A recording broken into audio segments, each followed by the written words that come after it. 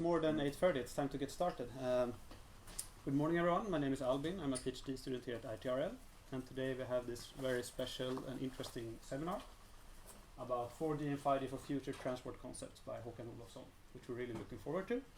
There might be some people who hasn't been here before, so for information we have toilets downstairs and the exit is where you came in from, and we also have exits downstairs. Before I leave over to Håkan, I just want to mention a few quick things. I'll take the opportunity to prime you a little bit for our yearly conference that we have on integrated transport research. It's going to be 30th to 4th of June here at KTH in Stockholm. So if you're interested in future transport, mobility as a service, automated vehicles, connected transport on the list, please consider visiting this conference. Also, we have more breakfast seminars coming up. Already next week we're going to have a presentation about how Stockholm public transport considers to moving over to electric buses.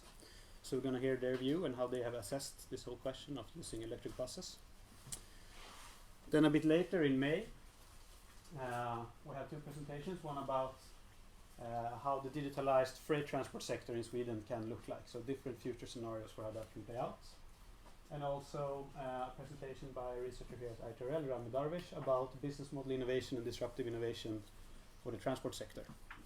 So you can go to our webpage, itrl.kth.se, and register for them already now. So for today's seminar, it's a pleasure to have Håkan Olofsson from Ericsson here. He's also a co-director here at ITRL. So he's a very extensive background for the mobile industry. And yeah, you're going to talk about how 4G and 5G will enable new transport solutions. So yes, welcome. Okay. Good, thank you.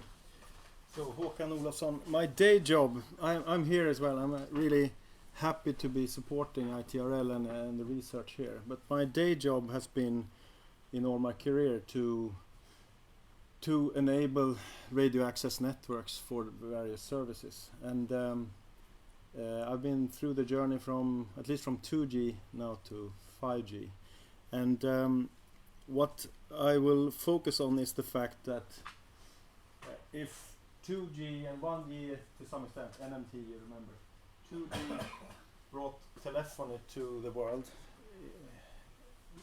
in a mobile fashion. 3G we designed for video telephony. We thought that that would be the next big thing, but no one wanted to do FaceTime at that era yet. So that was actually a failure. We thought that we had the killer application for 3G, but we didn't.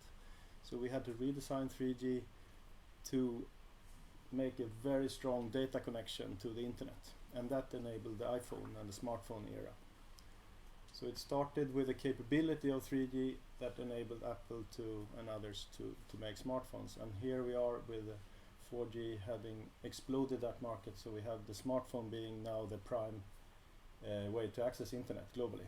So it's much more important than computers for people. So that we have lived through, and we still have a 30-40% yearly growth of data to smartphones. So of course when we do 5G we have to care about that. So that's a very important use case still for 5G. But we've also said that 5G now will enable other things, and we are wise now because we designed 3G for a certain application that didn't really fly, so we now design 5G to cater for numerous different things, latency wise, reliability wise, capacity wise. We don't know yet what will be the most important applications on 5G, but we do know that there are needs out there for other things. Among those are the transportation sector, and that's why we're here today. So I will talk about the use cases that we see around us in relation to the connectivity capabilities, the connectivity needs. And again, we don't wait for that. We don't know exactly what traffic applications, transport applications need tomorrow, but we don't sit around and wait there. So we have designed 5G now, and the first release of 5G is already out. So the journey has started, and so it's an interplay between the needs that we see from the application layers and the capabilities that we provide that open up new ideas. So that interplay, we are in the middle of a very interesting time. So just as a reminder, you have different background here in the room and in the streaming as well. So just as a reminder what the mobile network is. So it's the black stuff connecting pretty much anything, here a truck, to the internet.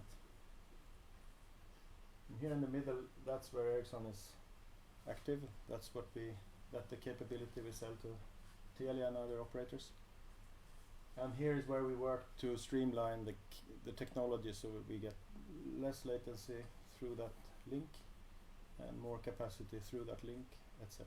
And these endpoints can do pretty much anything using that link. So I could start to talk about, okay, we have done multi-user MIMO here, and we add this amount of spectrum here, and from a capability point of view, we could spend 45 minutes or a week on that. But I want to do it the other way around. So we start with the use cases and the services that we clearly see coming from the transportation sector. Then we try to connect them to the connectivity, and then I can go back and talk a little bit about 5G and what it actually brings on top of 4G. Okay? Is that a good order of things? I hope so, because that's the order of the slides. So let's then dive into the sort of classification of the use cases that we have seen so far.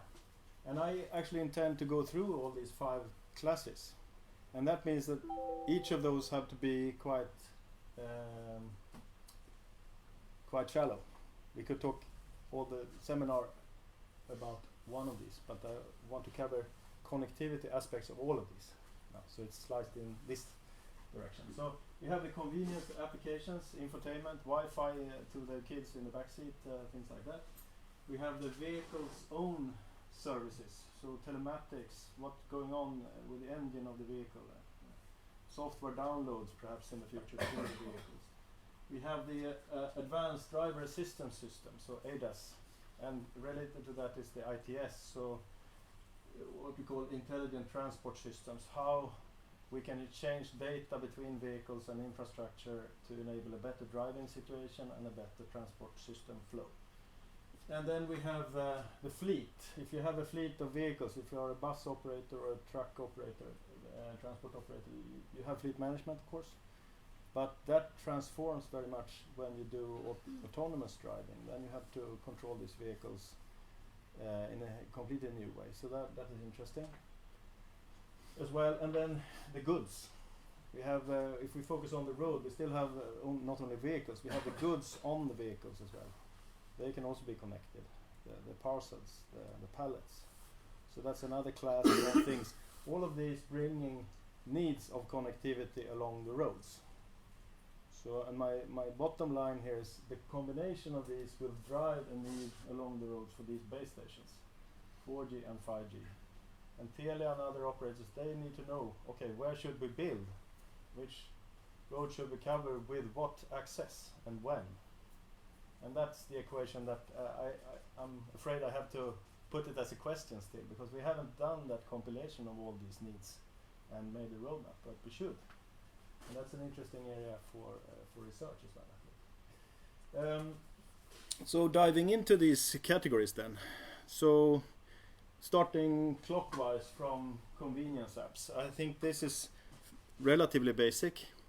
So if we look at small vehicles, like this tuk-tuk for example, then smartphone tethering is the model. I think you don't have to talk so much about it. Who has Wi-Fi in their car today? Maybe you don't have a car. Everyone has Wi-Fi in your car. You just do this and then a mobile hotspot. Now you have Wi-Fi in your car. Simple as that. You don't need any hardware, anything else than that. This is what the tuk-tuk driver is doing. When I went on taxi in Sri Lanka, I asked for Wi-Fi, okay, good. It's done. And that is not complicated, business-wise model, capacity, but it needs to be covered, of course. You have to have coverage along the roads, even to do this, right? But then we have the larger buses and trains and so on. And here it's a bit hard to say that to the driver. You enable Wi-Fi and all the train goes on your smartphone and do YouTube. So here there is an element of special solutions. You put in a separate, the fleet manager, the bus operator puts a special modem, 4G, 5G modem in the vehicle, and that provides Wi-Fi to the passengers. And there are special companies doing that even to have that solution. So that is also pretty straightforward, I think, but it generates traffic. So imagine the big bus and everyone is doing Netflix at the same time, and you have to have capacity along the road to cater for that. So it's not very complicated, but it needs to be thought about if you think about the road infrastructure. What do we cover along future roads in terms of infotainment and passenger convenience and things like that. So I didn't plan to talk more about that here, but it's important to keep in mind in the total equation. Okay. The next one is the telematics. If you think about how vehicles are equipped with SIM cards, all cars and vehicles are provided, new vehicles are provided with a SIM card and a 2G, 3G, 4G connection today. And what do they do here? We have one class that is infotainment related, and we have a diagram here. We can collect statistics about that, how many megabytes you spend per month from these vehicles. And you see one class which is clearly, I will shut it off soon. So clearly infotainment related, when you have gigabytes per month per vehicle, that's most likely infotainment related. Then you have another class of connected modems to vehicles, which is very small amounts of data here, and that is telematics. So monitoring of engines, small pieces of data going back and forth can be still very important for the vehicles. And that goes back to if it's a Scania vehicle, it goes back to the Scania cloud and vice versa. You can also see the color coding, so uplink and downlink. So the blue is uplink, so you see that actually the telematics is pretty much uplink from the vehicle to the cloud. And so today quite little data can still be important data, so not capacity limited, not very much latency limited. But we can think about the future, we can think about software upgrades. Today you go to a workshop to upgrade the vehicle software, but tomorrow you can do it over the air, perhaps. And also you can locate the compute power of the vehicle in the cloud, we believe. Some of the least sensitive computational power of the vehicle can actually be done off board. And then suddenly you have an interesting connectivity requirement. Then if you lose that, what happens, right? So that is a potential future. So I drew this picture. I have to squeeze in my summer car model somewhere. So I took it here, so you can see that in the 60s the sensor system is eyes and ears and maybe smells. My car smells a little bit if something goes wrong, so I have three senses that I use here. Tomorrow, or even today, we have the huge sensor combination from vehicles, but also I had to add to this picture, I had to add this base station, and I had to add the link to the base station, and I had to add the OEM cloud here, where maybe the compute power of the vehicle actually sits. So what is a vehicle tomorrow? In some generalized definition, maybe it's this. And then suddenly Telia and Ericsson are part of the part supplier of the vehicle. So it opens up a little bit new perspective of who the relations here to make this future vehicle work in a transport system. Okay, so that is about the vehicle-centric services that we have to support. Then we come to another class of services, which sometimes is called ADAS, or Advanced Driver-Assistance System. So they exist a long list of systems, cruise control in the car, auto braking, things like that. But when you add the capability to exchange data from the cloud, then you open up a whole new range of ADAS applications as well. And that is facilitated then by the 4G connection to the car. So we have done quite a lot of work with different players on this, for example with Veoneer. So this is an example from a demo we had now in the early 2019, where we created dynamic geofencing. So if you have I think it was a police car stopping another car here, so you create a dynamic geofence around that vehicle, and you can view it on the traffic operator view like this, and you can also view it in the car like this. And this is an ordinary car with a driver, so what you do when you see this? Well, you avoid that part, and your navigation system can avoid to go there. If you have an autonomous vehicle in the future, you can even program it so it never goes there. So dynamic geofencing is just one potential application that is enabled by a good capable connection through the wireless system. Then related to this, we have the ITS services, and ITS is to me it seems to be overlapping to some extent. So ADAS is around the driver. How do you facilitate a good driving experience, good driving performance? ITS is to facilitate a good transport system. So, but it flows together to some extent. And here the EU has been very active and defined a number of ITS services, so-called Day 1 ITS services list. And here we have a project called Nordic Way 2 that is exploring these services together with partners. So we have Scania and Volvo and Caption and other companies together forming a consortium to implement these services. You can read for yourself. You have it's all about sharing data between different players to get a better flow of traffic and a better driving performance in various ways. So I brought one example here just to make a concrete example how data flows. So if you take the roadworks warning here, the second one in this list, what happens is the roadwork is here. It's installed from one day to another. When it's installed, we have a company here providing that roadwork with a 4G modem, sending up the fact that this roadworks exist. It's in this position and with these characteristics perhaps. That is published to a common server, common data interchange node. And then you can subscribe to this data, this type of data. So Trafikverket can subscribe to the data. The OEMs can subscribe to the data so that their navigation system, their onboard system in the vehicle warns for this well in time before you see this visually, right? So and all of these services work a bit like this. So it's very much about the data sharing and stitching together different players up in the back end. The connectivity needs 4G/5G, that arises here.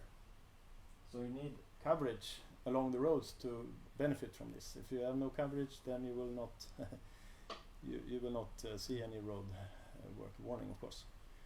And if there is no coverage here to send that data about the roadwork, no one will see anything, right? So it's mostly coverage, but also latency. Sometimes this architecture get criticisms because we cannot guarantee that these trucks get the information in time.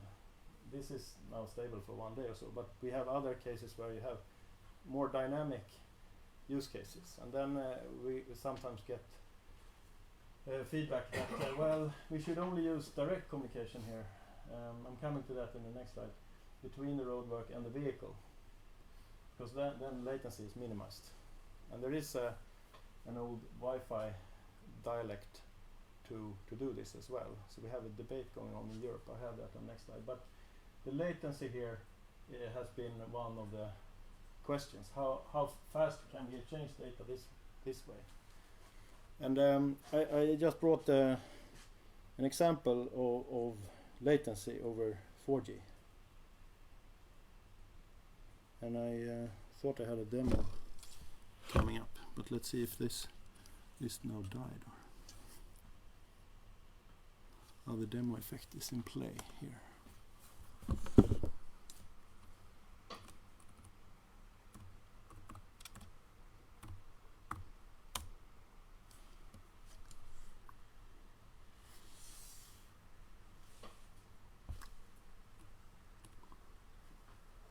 I managed to do something with the volume here.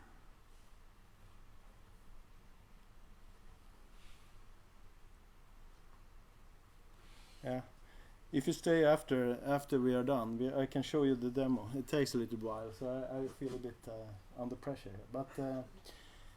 But the point is, if you look at what we have done also here at ITRL regarding latency, we have seen latencies in the millisecond range here. So it's 100 milliseconds, and for most part, these services can easily handle millisecond latency. And so I want to take one more step to just go into that, because sometimes it comes up as a question mark. So this V2X and vehicle connectivity, isn't that all about the short range from one car to another? And I want to address this in this way. So we have regarding CITS in Europe specifically, there is a debate for what use cases should you use this 4G 5G regular, and for what should you use the short range wireless. And if you start with the sensor system, that will be anyway present. This will be always present in the car to take care of unforeseen things and unconnected things. That will take care of a massive amount of the immediate neighborhood of the vehicle. So you can have animals, you can have dogs running out. You have to have sensor systems that are very capable in the future, in either case. And then you will have this 4G 5G system that will connect your vehicles, your roadworks, even your drones, and your people and their smartphones to the cloud. And using both the smartphones in the vehicles and the vehicles themselves, you can exchange data about the roadworks, about emergency vehicles approaching, and all those use cases. And that takes care of a sort of a bit wider perception than the immediate neighborhood of the vehicle, right? So this is for the sort of the smarter surroundings. You get a bit smarter than what you can do with immediate sensor systems. And then I'm just shutting off the sound here. So and then there is this middle thing, which also exists, which is short-range wireless broadcast. So there are two dialects here. It's a Wi-Fi dialect called 11P or DSRC or ITS-G5. And there is the 3GPP short-range radio as well that connects vehicles to vehicles and vehicles to roadworks, the immediate vicinity, so to say. And the question for me is whether that, given that we have these, what is the actual benefit here? What are the use cases where we really need this? And since this requires modems, new modems in all cars, you will also have a 20-30 years before every car has that. The dogs will never have it. But the irony here is this is what is being legislated now in Europe for ITS. So the service list you saw, it will, unless things are corrected, so to speak, that will be the mandated way to do all this roadwork warning things in Europe, and that will, we believe, fragment the industry and slow things down quite a lot. So this is kind of important debate going on in the EU, but also in the US and China, which use cases to do using which architecture. So quite important, but again, the connectivity requirements, for most part, it's pretty much good with ordinary 4G. And then there are latency requirements that are a bit extra for some, and then that's where we believe 5G can play a role as well. Not so much huge capacity here. Coverage, of course. So still we need to cover the roads, right? The good thing is most roads are pretty well covered with something. If you look at road coverage, it's certainly more than this. Here you have zero coverage today. And this here you have to have it's a short range. So you need massive amounts of infrastructure to cover roads. Here you at least have a starting point for Telia network and other networks covering many of the roads. Okay, so I will move on to the next category here. This was around how this data sharing models to enhance the driver with ADAS and enhance the transport system as a whole with ITS. So next one is the fleet perspective. So if I have a bus fleet or a truck fleet, I of course have done fleet management. I want to know where the vehicles are and what they do next and what the filling rate is, maybe in the buses, but certainly in the trucks. How should I route them?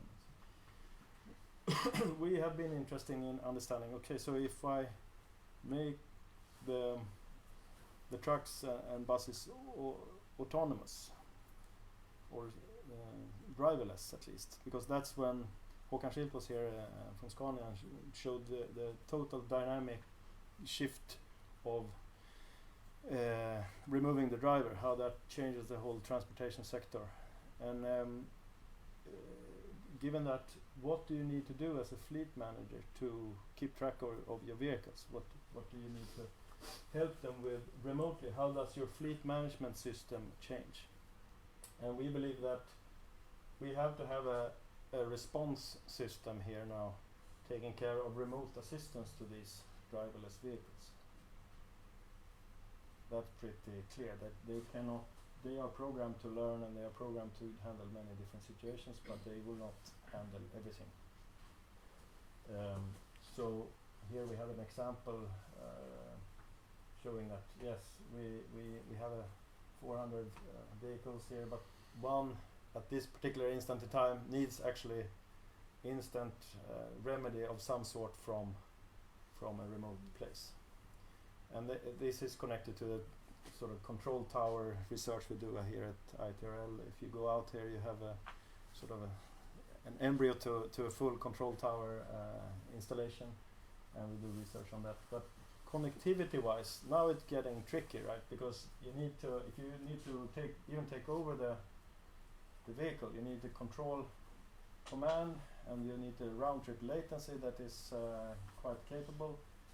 And we have seen that we have been running a few trials over the years about this. We even used the Ars research concept vehicle here and have been running remote driving, experimented a couple of years. And we have seen that the uplink feed here is quite important. So you have high resolution cameras to be able to see what you're doing.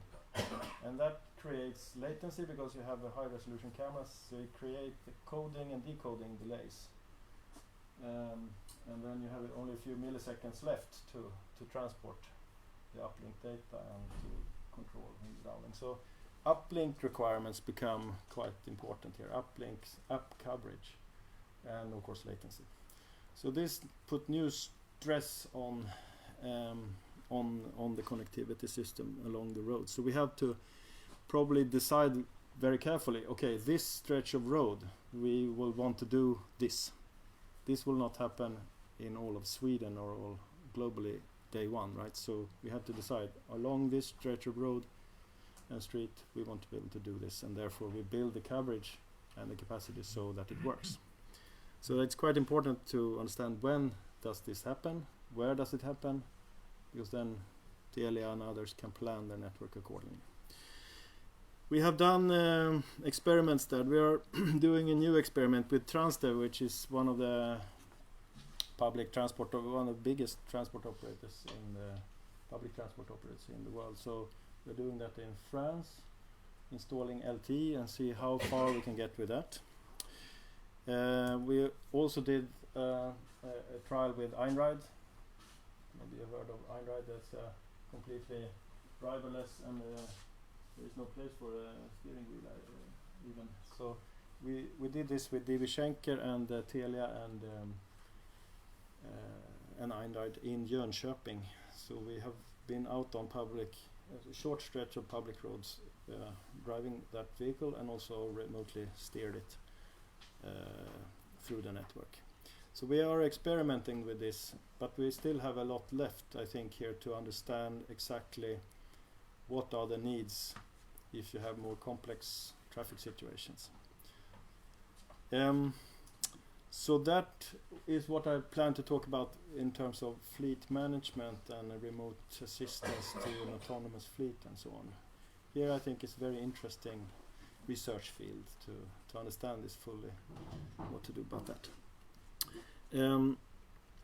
Final category that I want to mention of use cases here is the logistics and the goods. So here is a kind of a bit too busy picture to explain what I wanted to explain. This is shows a little bit Ericsson overall ambitions in logistics. We would like to, in generally speaking, identify the fact that the end-to-end goods transportation, we have a connected location here with the warehouse, for example, and in the other end, if we talk about inbound logistics, we have a factory here, a production plant, and that's also connected and have quite advanced tracking of goods. In between, we have a transport, in this case a road transport. We would like to see this as an end-to-end machinery, so that the goods is identified using a unique identifier, published to a logistics data interchange. So we have an internet of logistics, or internet of packets, with unique identifiers and tracking of the goods, and then the same system here, so you can actually identify that goods on the other side. And of course, it should be identified using the same means during the trip. So it builds on the fact that you can uniquely identify the goods, and you can contact the goods. It can talk to the internet, and the internet can talk to the goods. So that is the paramount paradigm here. So, but for connectivity purposes, this is only important if it's some kind of monitoring and tracking. If you talk about what is needed along the roads, it's only important if the goods needs to be contacted during the trip. That's when you need connectivity during the trip, right? So we talk about the cold chain, monitoring of temperature perhaps, other needs for connected goods during the trip. Here it's also, to me, fairly unexplored territory, so it's also an interesting research field. What is really needed to make this transport chain very sustainable, very efficient, higher value, less point-to-point, that you know that logistics chains are point-to-point today. If you want to streamline the end-to-end flow here, what do I need to do if I have identified goods and I have connectable goods? What do I need to do during the trip, and does it put any requirements on the connectivity? I think that I leave that question open, but I think it's a quite interesting area for investigation. So I brought a few examples. This is an extremely messy picture. This is from the air cargo industry. So IATA here. They have identified this same need for unique identification, unique tracking of the goods. So they use what's called one record here. So it looks complicated, but it's very simplified compared to the peer-to-peer or point-to-point single hop logistics that they used to have. So if this is Spain, you have some origin of the parcel, you publish data about that on the one record, and you do that all along the chain, the different hops, and then you arrive here in La La Land in the US finally. But you have used the same kind of way of talking about that piece of goods. And I think we want to use that in other transportation parts of the industries as well, and they talk about interactive cargo. So if this is one record types of documentations. So a lot of other things, customs, etc. But they also talk about locating, tracking, monitoring, notifying and alerting, respond, interact of the goods during its journey. And that puts requirement of the connectivity of some kind, but again, you need to understand how much and exactly what the characteristics should be of the 4G, 5G connectivity along that road where the goods is transported. So having gone through these 5 classes of applications, we can come back to the question. So we have started to talk about the Russian doll of 4G, 5G access for transportation. If you have a situation like this, along a road like this, you have a driver for the time being connected with his or her smartphone. You have this driving a vehicle from, in this case, from Scania, connecting to the internet. The Scania modem is connected to it. The Scania, it's operated by someone, a transport operator. That trailer, that vehicle as a whole and its characteristics is connected through the internet with the fleet management, etc. that I talked about. It's carrying goods that is also identifiable and connected.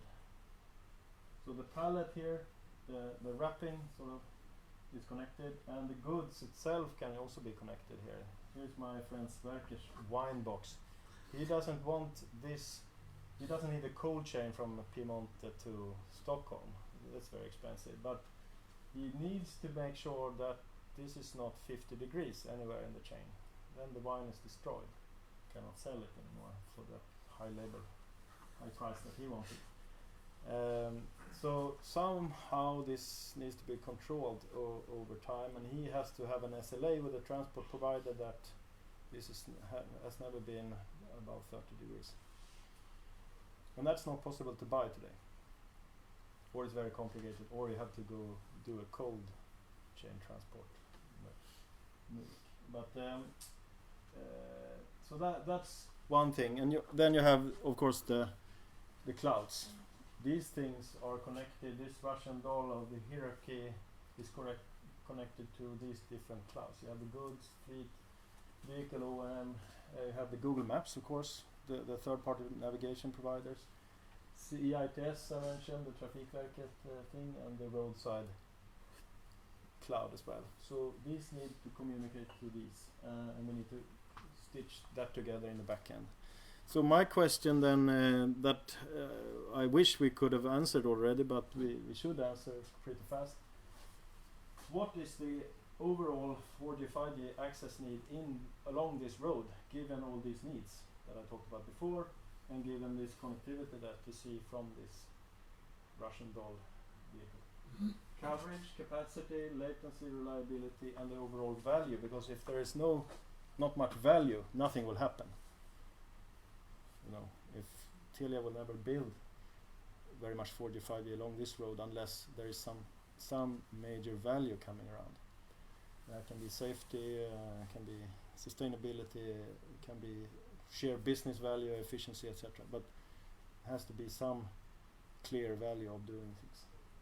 The other part is, I think, what is the vehicle near architecture? So you see that these arrows coming up. Does it mean that every wine box has a SIM card? Probably not. Does it mean that the pallets have a SIM card? Maybe. Does it mean that the smartphone has a SIM card? Yes, it does. But you don't route all that other data through the smartphone, probably. There will be a SIM card, a modem origin in the vehicle as well, from Scania in this case. That's clear.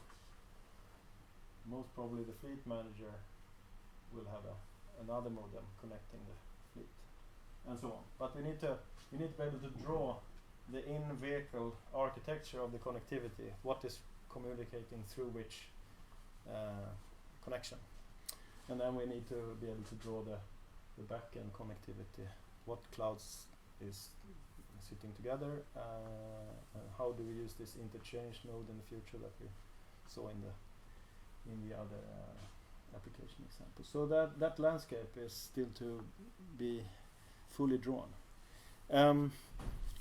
So when we think about roads, here is a ordinary road, traffic signs, asphalt, fences, physical infrastructure. When we talk about roads in the future, of course, we have to extend that concept. So there are new things coming around, so cameras, but there is also this digital infrastructure that should be regarded as part of the road. When we think of a road, it needs to be specified. This road has a 4G connection of this kind. This road has a 5G connection of this kind. And even the cloud infrastructure of the road side equipment is included in the concept of the road. So when we specify in Sweden, when we specify how do you build roads, we need to specify this as well, right? Because it needs to serve those other use cases that we saw. Okay, now we can go back to 5G. So now we understand a little bit more what it could be used for and what it probably needs to be used for. And what we say about 5G is that it needs to be an evolution of the network we have. So we don't stipulate that we need to build another 5G network for this and another 5G network for that and another 5G for each vertical. We say that mobile operators today have built a very, very good and heterogeneous network for different purposes, and we are already doing quite a lot of different services on 4G, but when we add 5G as an added capability of that existing network. And again, explore opportunities. So we don't know exactly what will drive the 5G. We know that smartphone capacity, that is driving 5G deployment and more spectrum and so on. We don't know exactly to what extent the transportation industry will be in the driving seat for 4G, 5G along roads, but we believe there is an opportunity for that. So if you look into 5G, the capacity need is very imminent, as I mentioned. So we have spectrum-wise, this is a time chart, and the color coding is green for 4G and so on. And we have now 5G in orange coming around, and that will be used predominantly in the first case in these high bands. So both the mid bands, 3.5 gigahertz in Sweden, for example, and also millimeter wave bands in many countries over time. But we also see a migration here. You can replace some of your existing technology with 5G over time. So you replace the green with the orange. And that has been going on from 2G, 3G, 4G. You do what is called refarming of the spectrum. But over here at 2022, in many countries, you will see quite a lot of 5G in the higher bands here, bringing some of the key benefits with 5G. And this is a fairly text-driven picture, but as you can see, I mentioned new spectrum bands, new enhancements of the technology itself. So we have become wiser in the antenna technology and the signal processing and things like that inside 5G. But we also have the catering for new services. So we are designing the 5G system for running a whole lot of different use cases at the same time. We have the low latency thing, and we have the forward compatibility, and that's related to the ultra reliable functionality. So we are designing that system to be orders of magnitude more reliable than 4G. For really critical, if you want to control a robot in a factory, for example, it needs to be really reliable, and it can happen also in the transportation industry that we need this. So there are quite a lot of stretched capabilities of 5G compared to 4G. Just a final wrap up here how it can look. So we simulated Chicago. Here to the left you have LTE coverage, and then we add this high band 5G NR. NR stands for new radio, simply. So we talk about NR when we talk about 5G.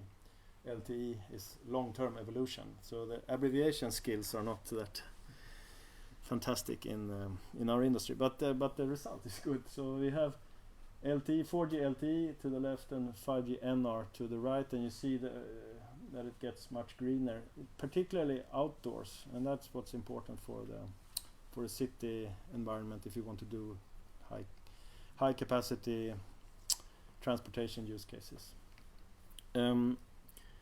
Before I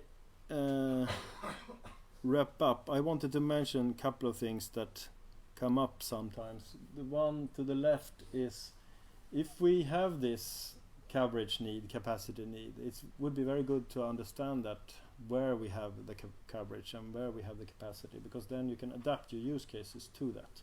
So that we work quite a lot about predicting coverage and offering that as a service on top of the network from the mobile operator to the ones using it. And also capacity wise, if you know that you have spare capacity in a certain location, you can do the software downloads there and not where it's really stretched.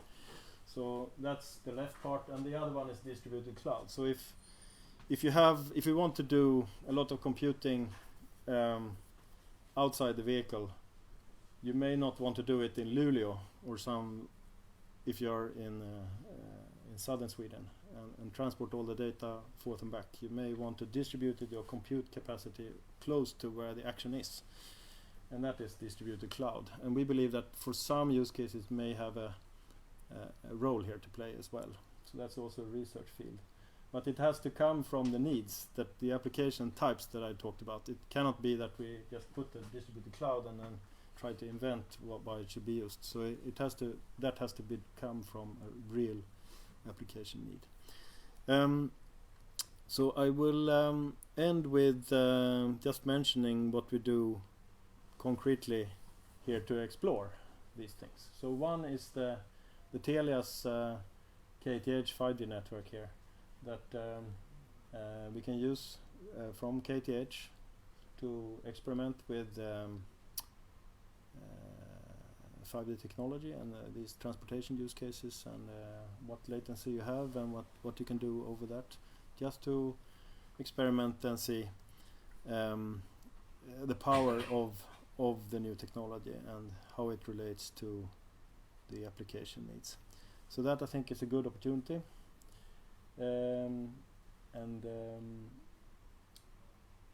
It was Sweden's first 5G network, right? And it was launched here in ITRL as well, so we're really happy about that.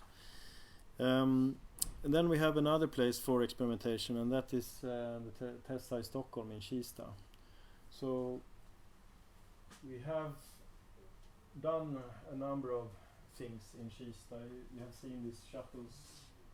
At the time it was early trials. Now there are autonomous shuttles everywhere in Europe. But at the time when this was started, this was early trials with Nobina as operator, experimenting around how that is perceived in a city environment. But the connectivity angle of that was very limited. We did also research concept vehicle remote driving trials, and that we have shown in many places afterwards, and that has given us some understanding of the latency and capacity need from that, and that was done also in Kista together with KTH. But now we are planning more, so that's I want to open up for that as an arena to experiment, and we have plenty of visitors coming from the mobile industry every year to Kista. So it's a good place to be if you want demo impact on what is actually possible. And it's important to get the mobile operator. I hope I have made clear that the mobile operator has a very, very crucial role to play here for all these use cases. So it's important to get that community up fully aware that what is possible and what is needed. Right, so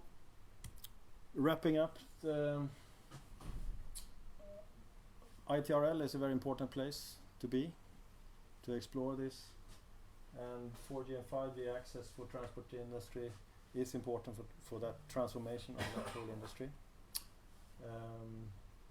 Hopefully, by a mix of these use cases that I talked about, we'll get to a more sustainable transportation system, more cost efficient, more safe, and also in general more valuable for the society and for the industries. So with that, I end here and open for questions. I think we have some time for questions, right? Yes, we have time for questions. Thank you.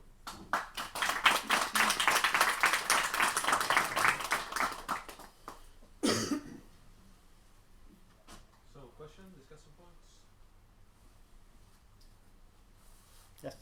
Hi, Pia from Sweco. I was just thinking about what you said, that the road operators or the transport, the Swedish Transport Administration, for example, needs to take responsibility for the connectivity along the roads. What do they feel and think about that in Sweden and also in the EU? Yes, I think we are still early days here. I think we come from a case where road authorities have been caring about the physical infrastructure, right? And recently, or some years ago, we started with these digital aspects of the roads, like car tolls, cameras along roads, and then we sort of entered the digital era somehow. But to go as far as to say that a certain 4G or 5G coverage is a part of my responsibility as a road operator, we are not really there, and I think it varies. The maturity and the way that discussion is held varies quite a lot among the European road authorities. You see quite a lot of different movements there. Some road operators, I was mentioning this short-range radio. Some road operators believe that they are fully responsible for that, but not for the 4G network at all. And that becomes pretty strange, right? Because both are part of the same, satisfying the same type of use cases. So the responsibility split here is currently a little bit artificial.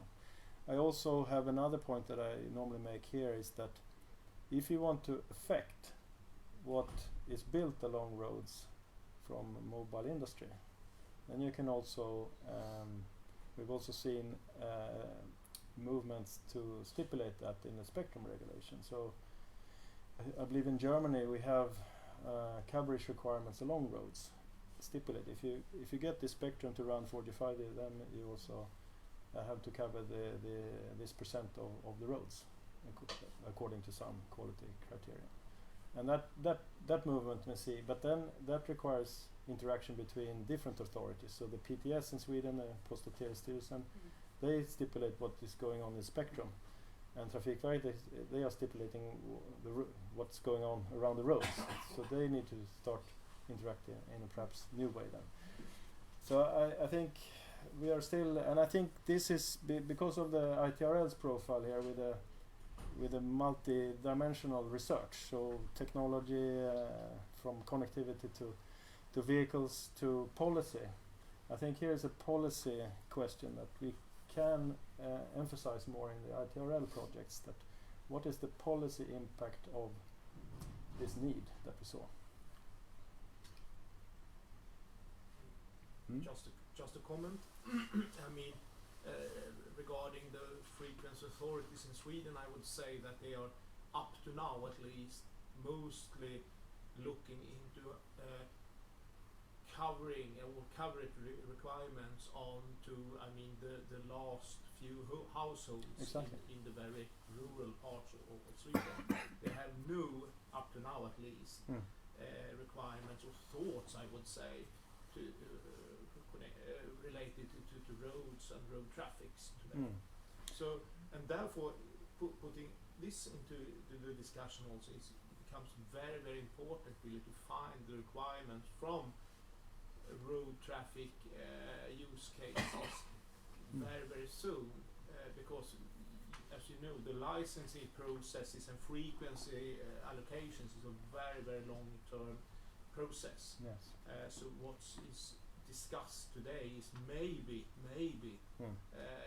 reality in 10 years, maybe something like that. If you are going to free at least some bands.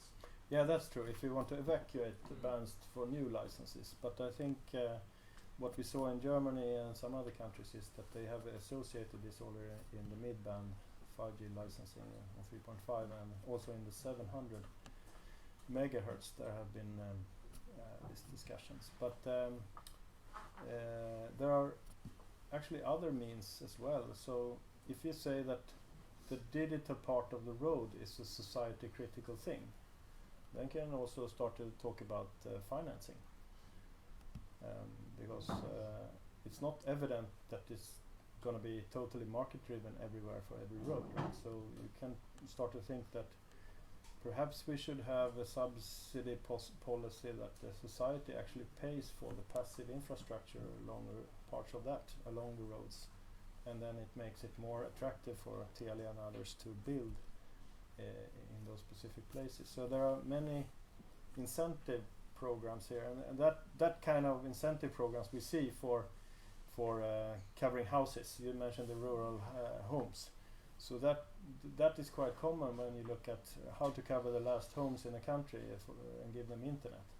Then governments normally work with incentives. So you have in US you have Connect America Fund.